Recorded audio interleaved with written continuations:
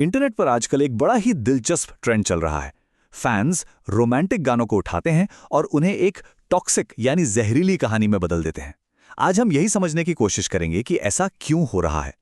यह सिर्फ एक वीडियो एडिट नहीं है, बल्कि ये दिखाता है कि प्यार और जुनून को लेकर हमारी सोच कैसे बदल रही है। तो हम यहाँ सिर्फ एक गाने का पोस्टमार्टम करने नहीं आए हैं, नहीं। असल में हम ये देखना चाहते हैं कि फैंस कैसे अपने फेवरेट स्टार्स की कहानियों को पकड़कर उन्हें एक बिल्कुल नया और कभी-कभी काफी कॉम्प्लेक्स मैंने दे देते हैं। तो चलिए सीधे मुद्दे पर आते हैं। ये सब शुरू होता है इस एक लाइन से, तेरे प्यार ने बना दिया मुझे बादशाह। सच कहूं तो इसी एक लाइन पर पूरी कहानी टिकी हुई है। मतलब your love made me a king सुनने में कितना पावरफुल और रोमांटिक लगता है ना? ऐसा लगता है कि ये किसी बहुत ही गहरे और शानदार रिश्ते की बात हो रही है। अच्छा, तो ये जो वीडियो है इसे कहते हैं फैन एडिट। अब ये होता क्या है? सीधी सी बात है, फैंस किसी फिल्म, शो या सेलिब्रिटी के क्लिप्स उठाते हैं, उन्हें काट छाट कर एक नए गाने पर सेट कर देते हैं और बूम, एक बिल्कुल नई कहानी तैयार हो जाती है।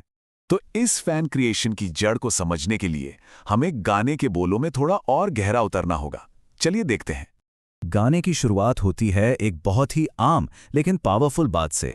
तू मेरी जान है, यू आर माई लाइफ। इससे ज्यादा गहरा समर्पण और क्या हो सकता है? लेकिन असली कहानी तो अब शुरू होती है। और फिर अचानक से टोन बदल जाता है। अब बात सिर्फ जान तक नहीं रहती। मैं तेरा जुनून हूं, आई एम योर पैशन। अब जान और जुनून में बहुत बड़ा फर्क है। जुनून एक ऐसी आग है जो सब कुछ जला भी सकती है, और यहीं से इस पूरी कहानी का एंगल बदलना शुरू हो जाता है। और ये जुनून बढ़ता ही जाता है, इतना कि एक इंसान दूसरे में पूरी तरह गुम हो जाता है। मतलब I am lost in your words. ये वो पॉइंट है जहां किसी की अपनी पहचान, अपनी इंडिविजुअलिटी धीरे धीरे धुंधली पड़ने लगती है। उसकी अपनी दुनिया खत्म और दूसरे इंसान की दुनिया ही उसकी दुनिया बन जाती है।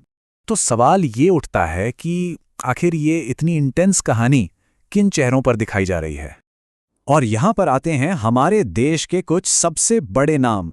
हम बात कर रहे हैं इंडियन क्रिकेट के किंग विराट कोहली की, बॉलीवुड की क्वीन अनुष्का शर्मा की, और केजीएफ से पूरे देश में छा जाने वाले रॉकिंग स्टार यश की।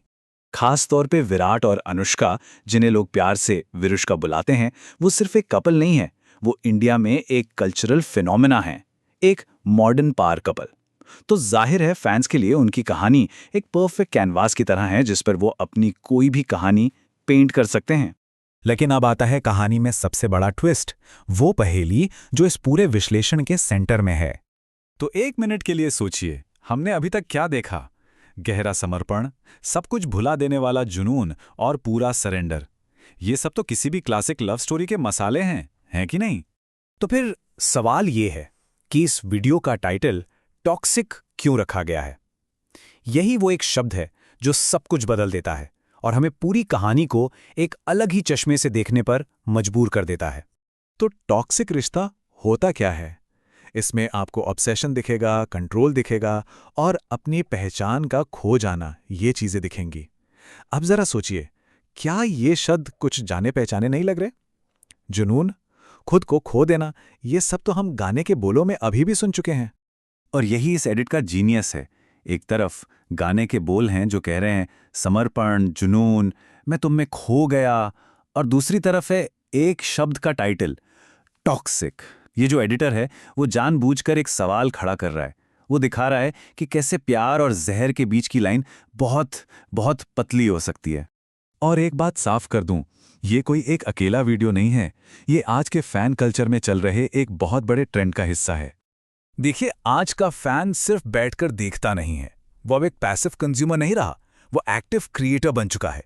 उसके हाथ में एडिटिंग टूल्स हैं और वो इन टूल्स का इस्तेमाल करके ओरिजिनल कहानियों की चीर-फाड़ करता है और उन्हें फिर से अपने हिसाब से जोड़ता है।